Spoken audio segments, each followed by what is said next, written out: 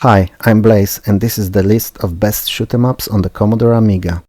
My last video, being my first on this channel, had a long and unnecessarily convoluted intro, touching on various often pointless subjects. This is not going to be the case here, so without further ado, 10 games, 10 comments from me and 10 shooter classics for the Amiga. Enjoy!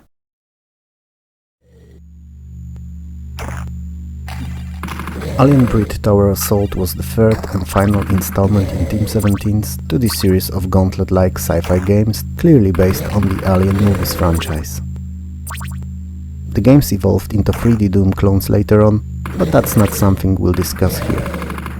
Tower Assault is definitely the best out of 3 games and culminates the series in a grand way, improving on everything that made that former title so popular. Several seemingly small things, like for instance ability to walk backwards while shooting, or less linear gameplay, have been introduced, making Tower Assault a definite version of already great game. The gameplay loop revolves around killing hordes of aliens while conquering titled towers. In difference to previous entries, however, in order chosen by the player rather than laid out up front by the game, which definitely helped with replayability. And given how difficult the game was, it definitely was not a single-sitting endeavor.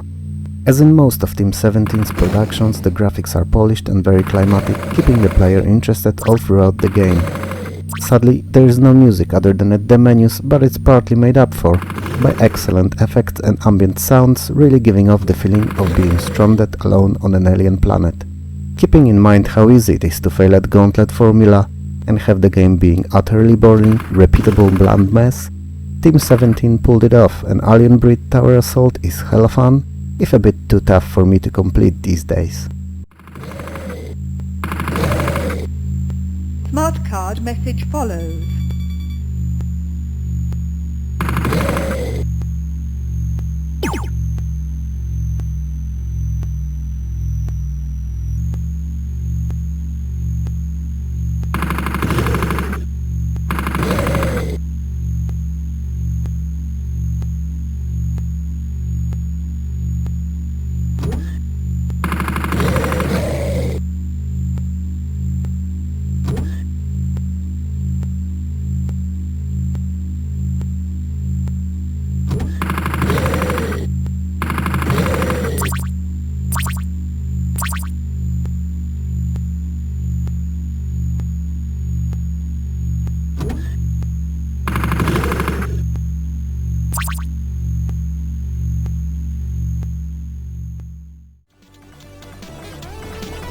Apidya is truly an unusual game.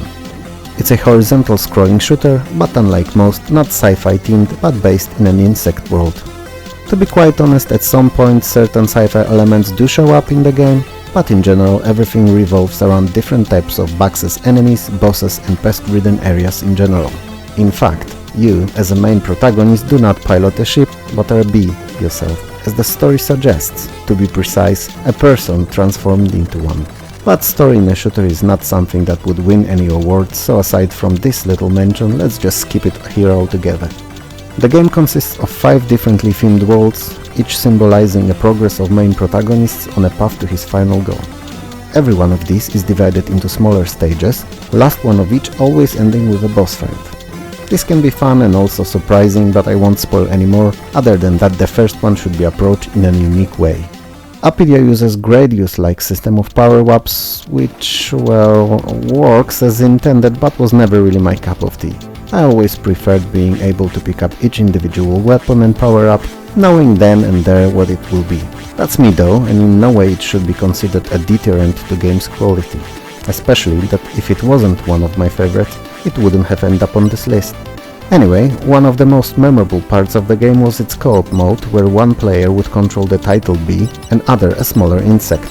Unlike the bee, the small drone can take few small projectile hits and not die instantly, and shoot tiny pellets while offering shielding to the main character. Apidya is a tough cookie. It's not as difficult as R-Type, but it is very demanding nonetheless. Perhaps a bit too much. But early 90s were the arcade's times, when games were shorter but much tougher. And henceforth, shooters made for personal computers and consoles reflected that philosophy, keeping a player on the edge of the seat by making them try harder rather than introducing more new content. In the end, it's Apidya's unique bug setting that makes it interesting and unusual title, and that's also why I always loved playing it.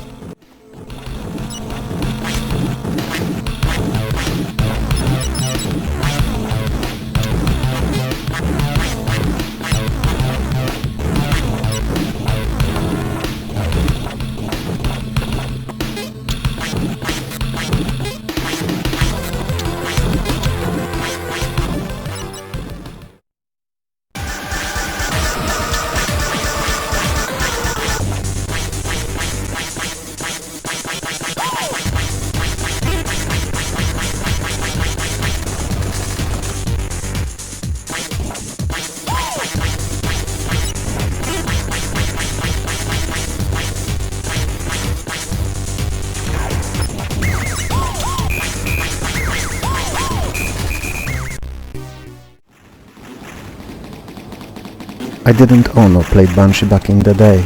It required Amiga 1200 and its dreamy AJA chipset, and I was stuck with my worn out A500.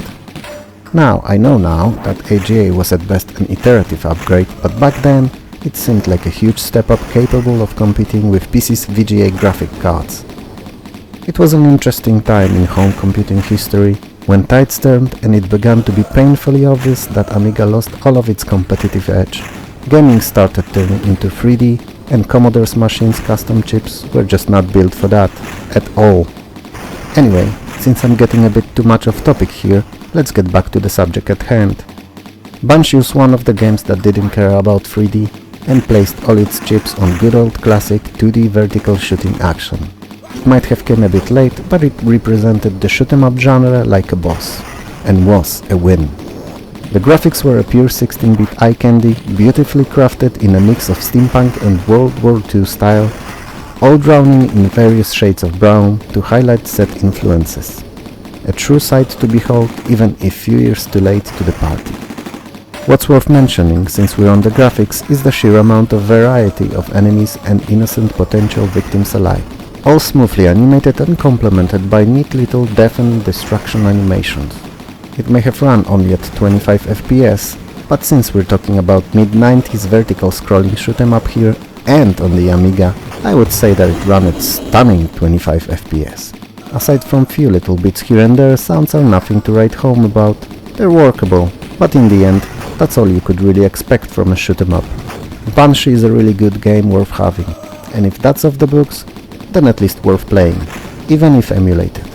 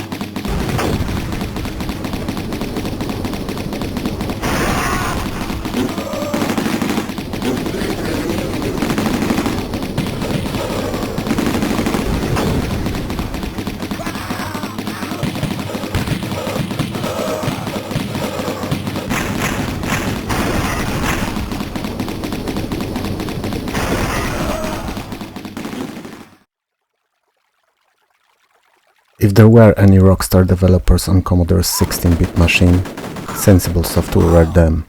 They were mostly known for their Sensible Soccer series of games on the Amiga and Microprose Soccer on C64, which arguably were the best football games on both systems.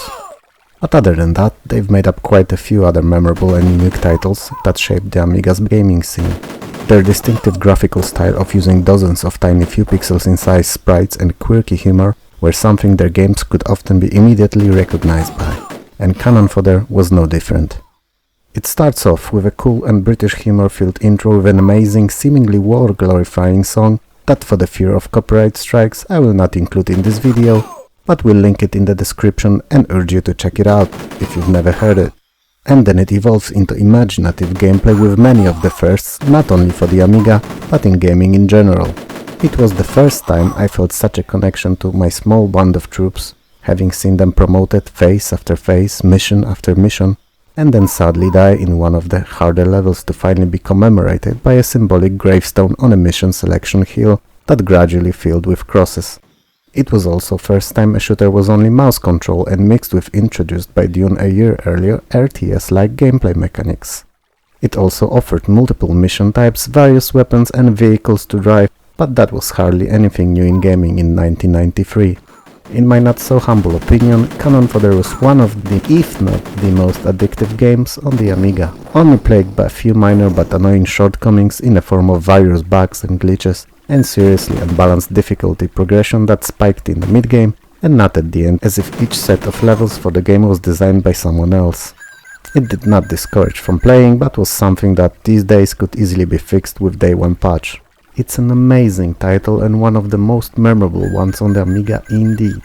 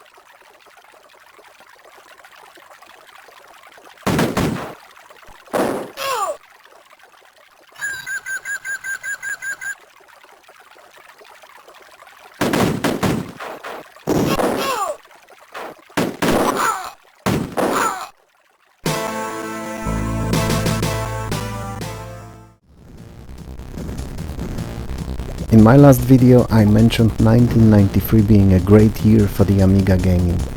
Chaos Engine is another title supporting this view, and even though it came out in such a busy year, it cemented its place in top games list of many Amiga fans quite easily, simply because it was an accumulation of many well-working pieces from other games, all made well, all fitting with each other perfectly. From ground up it's quite obvious that Chaos Engine was made with co-op play in mind. And even though single-player mode is available, it forces adventuring with CPU co-player. In my opinion that's not much fun, but playing with another person is just the best. Gameplay-wise, Chaos Engine could be considered spiritual successor to Gauntlet, with huge upgrade to basically every aspect of the game, or in a dark and atmospheric steampunk style. Every second level players get to spend the coins they picked up throughout the game and either upgrade their weapon and character or buy new items. And it's that loop of killing buddies with a friend, collecting riches and spending them to better oneself is so addictive. Since Chaos Engine is Bitmap Brothers game, it would be grand oversight not to mention their distinctive, easily recognizable and beautiful graphics that are present everywhere, virtually spilling from the screen each and every scene. Chaos Engine is awesomeness in pure form when played with a friend, and you should definitely try that, as it's much more fun than what I had to endure running it with a silly CPU character here.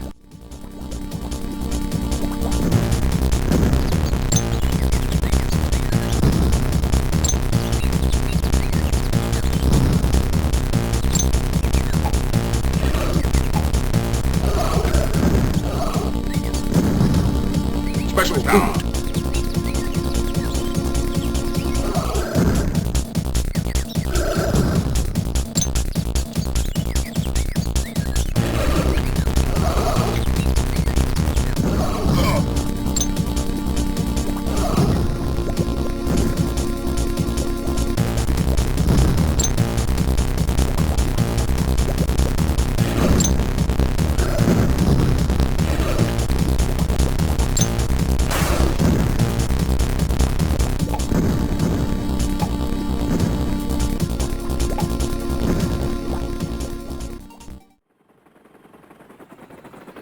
Desert Strike was not your everyday shoot 'em up. Heavily inspired by a Gulf War with a villain loosely based on Saddam Hussein and a real-world Apache helicopter at the center of it all, it took more realistic approach to gameplay. It was presented in more modern isometric view with all direction scrolling and offered slower but more strategic challenge than your usual bullet hell bonanza. Player has 3 weapons to choose from: a cannon, Hydra rockets and Hellfire missiles. each stronger than the former, also weighing differently and henceforth restricted in the amount that chopper could carry. And since the fuel was also limited, player had to manage not only correct use of weaponry, but also keep in mind when to come back to the ship or when to refuel. Missions were not kill-all scenarios either, often requiring careful and strategic approach and route planning to manage both fuel and weaponry available. They varied considerably, and destroying certain strategic military objects and saving civilians were some among few unique ones available. Desert Strike was an instant hit. It offered same mix of adrenaline and endorphin punch as regular shooters, but also tickled that strategic bone, feeling so much deeper and more involving than mindless auto-fire shooters. The fact that the game looked and sounded amazing were just extra icing on this already sweet cake. Desert Strike was only a single-player game, but lack of co-op or competition was substituted by incredible gameplay. The game spawned 4 sequels: Jungle Strike, Urban Strike, Soviet Strike and Nuclear. Yeah, you guessed it, Strike. All good games, but none as groundbreaking when compared to what came before.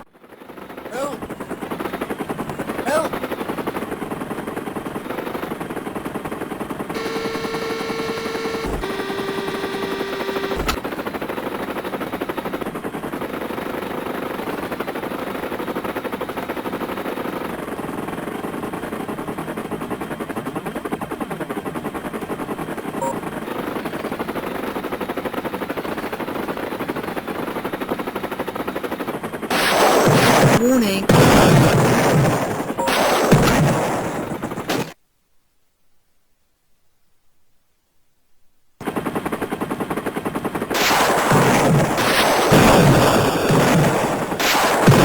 Mission complete.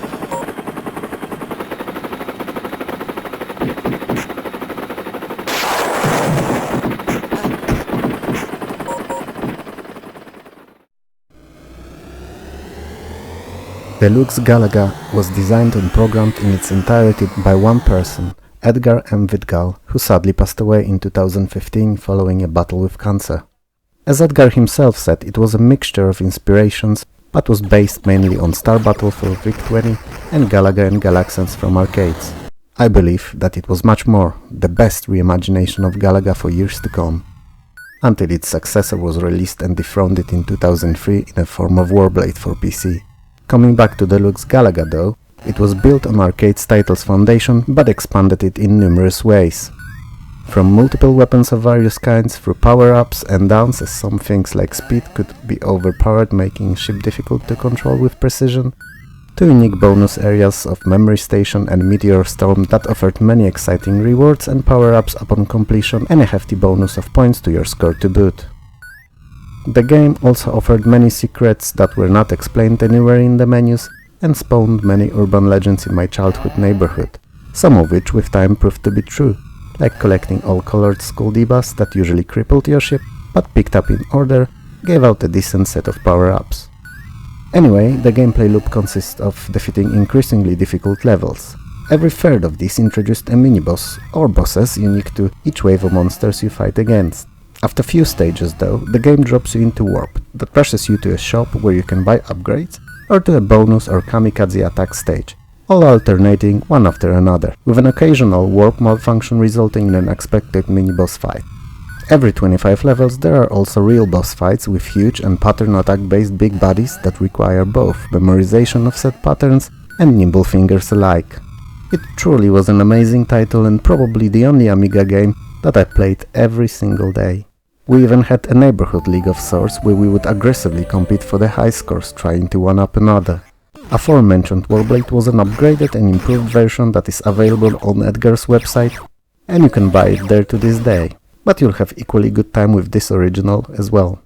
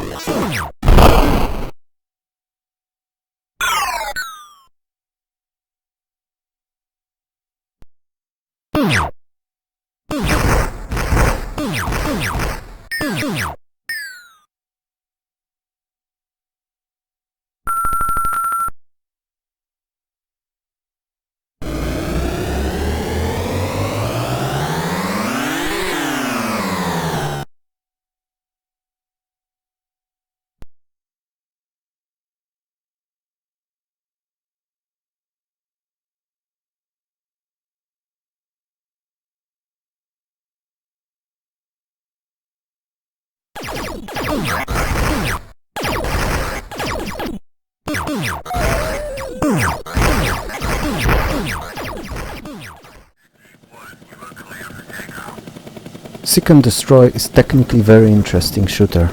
Although it scrolls only vertically, it uses full screen rotation allowing to seemingly move in all directions. All of it gives the game a pseudo 3D feeling despite it being only 2D. A game offers two vehicles in form of either copter or a tri-barrel tank, and a player can choose between the two before most phases, as some of them force use of a specific machine. And since we're on the subject, there are a total of 14 missions divided into smaller, earlier mentioned phases, after which chosen vehicle or its weaponry can be upgraded in the shop or medals gathered during playing. Each weapon has 3 levels of upgrades and fuel, armor and speed rations can be adjusted, all linked between each other. These preparations before phases allow for min-maxing setups which are for the game that old surprisingly complex. Same cannot be said about the missions, which in majority of cases consist of titular seek and destroy. That said, they are utterly enjoyable even if at times feel a bit hectic. The mixture of fast scrolling and rotation radiates the feeling of seek and destroying being tiny bit too much for the lowly basic Amiga. Or it's just how I feel about it. In the end, it's this technically interesting approach to movement and fast action that makes it fun. And as much as I like seek and destroy, having to play it today, it's clear to me that it's the weakest title on this list. Probably, technically speaking, one of, if not the most advanced one here, but gameplay-wise, it's leagues behind a title as plain and simple in its design as Deluxe Galaga. Still, worth a playthrough.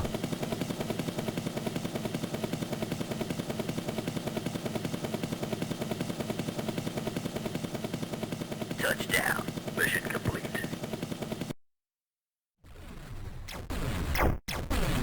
Although officially it was denied, SWIV was always considered a spiritual successor to Silkworm.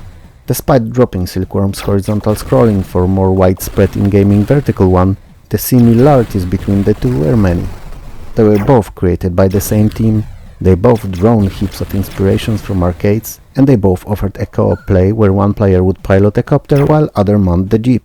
And finally, they both worked better when played with a friend, but since that can be said about most games, I consider it more as an observation rather than a similarity between them. SWIV was my first ever arcade shooter experience on the Amiga. It came with my A500 that my parents bought me when I was a kid, and I was instantly stunned finally being able to play arcade quality game at home. Before that, games I had on my C64, although fun, and often being decent ports, were definitely couple of steps down graphics, sounds and often gameplay-wise from their arcade's originals. SWIV, not being a port at all, and made by talented team, offered similar qualities to games I spent a lot of money on, playing in dark, damp and cigarette smoke-filled rooms, but in the comfort of my own home sipping an ice-cold juice, or hot tea, as kids do, or did, whatever. SWIV came out in an odd time for the Amiga. It was not in the system's first couple of years, but definitely it was not when it was fully matured either. The game offered what many others did then and for years after, in terms of enemy variety, effects, gameplay and power-ups. But all that, while being arcade-like, missed that little bit of polish that Amiga games started getting a year or two later. Still, even though being very difficult, it's an amazing and really fun title that is a worthy addition to any gamer's collection.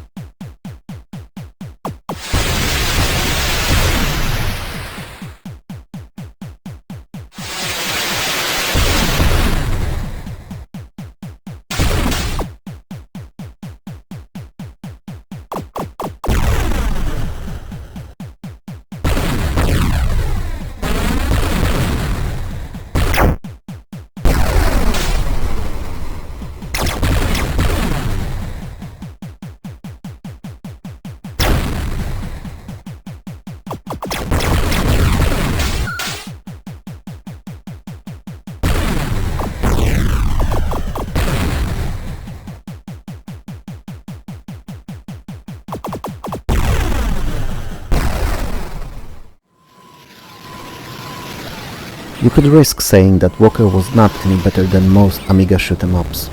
You could also risk saying that neither the graphics nor the sound were anything particularly interesting. And finally you could risk saying that Walker was nothing more than a gimmick. And if you take the game apart, all of it might be true. But you don't take the game apart, you take it as it is, in its entirety. And when all of the Walker's puzzles were in place, it was a very enjoyable and innovative title. Different to anything that came before, and equally different to anything after. To simplify and omit all of the story, and believe me, the story was 90s bad.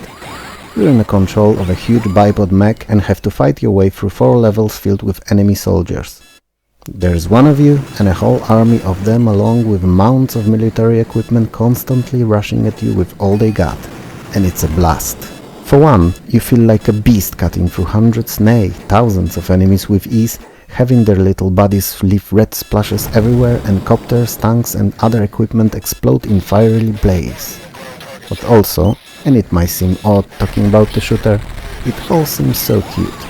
Those small couple pixels inside soldiers run around avoiding your steps, attacking from all angles and even trying to mount your mech to disable it from within. So, despite not being the best at anything, Walker is just super fun. And in the end, that's as much as you could hope for a game to be.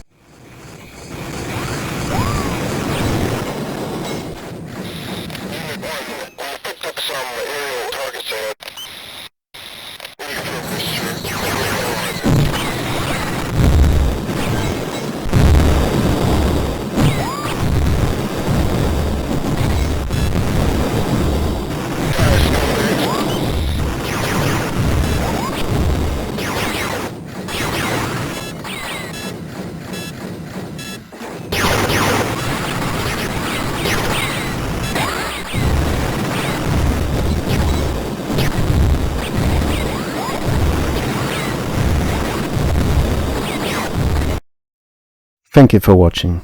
I hope you appreciate this video being considerably shorter than the previous one. If you liked it, please like and subscribe. I would also appreciate any comments and shares, but that in the end is up to you.